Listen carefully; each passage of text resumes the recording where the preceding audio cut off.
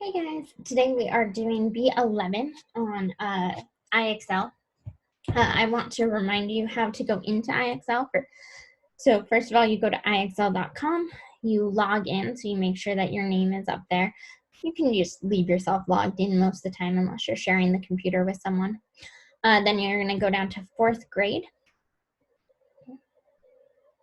And you want to go to math.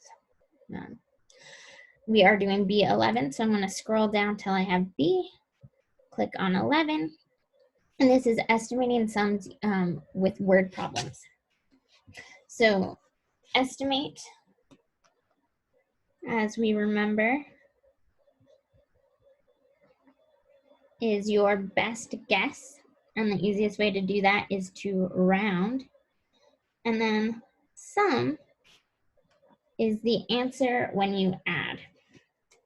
So those are going to be the things to help you out the most. Remember, IXL is randomly generated problems, so your problems might look different than mine, but you are going to do the same system. So a crayon company recently changed its labels. It currently has 443 crayons with the old labels. So 443 with old labels. And 848 crayons with new labels. Okay. About how many crayons does the company have in stock? Choose the better estimate. So first, I'm looking at my problem. I have two numbers that I know I'm going to have to add, not only because it says sum, but also because we're trying to figure out the total amount of crayons, not new or old crayons, but all of them together. And then I'm going to be rounding those. Now I picked the number that they both have the highest. So they both have a number in the ones column. They both have a number in the tens column.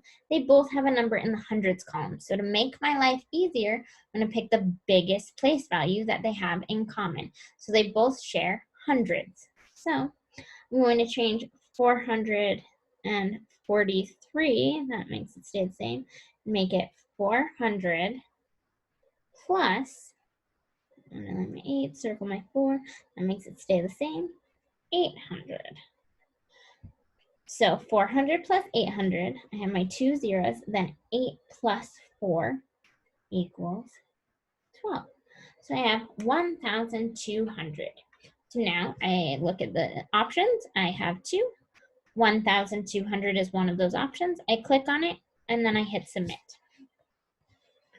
Going to leave up my 2 helpful notes. Troy works for a moving company and had to move 403 kilograms of his customers' belongings into small boxes and 267 kilograms in large boxes. In total, about how many kilograms did he pack?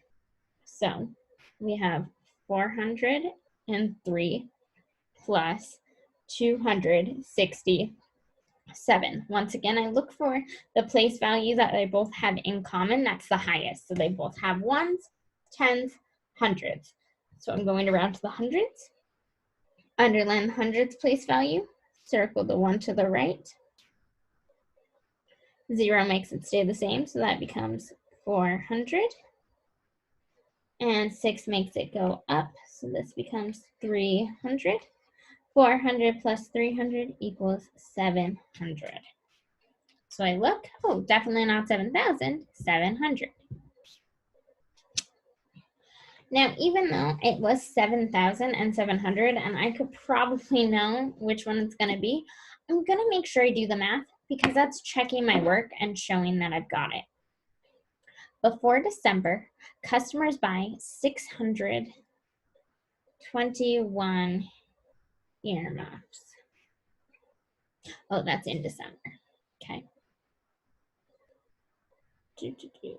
Before December and during.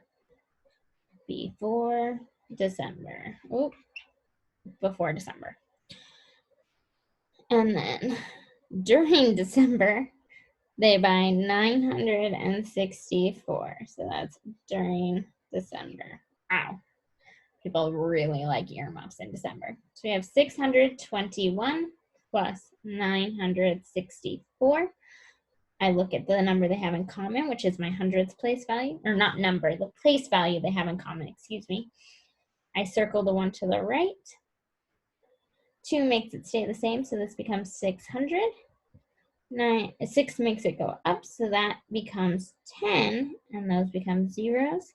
That's one thing you gotta check. When 9 goes up, you gotta write the 10 and then add in those extra zeros. 600 plus 1,000, 1,600. All right, you're just gonna keep doing that the whole time. Pretty easy. These are 2 simple skills today. I gave you only 2, even though they're easy, because word problems do tend to take a little bit longer with the reading. Remember, if you have any questions, you guys can always let us know. Bye.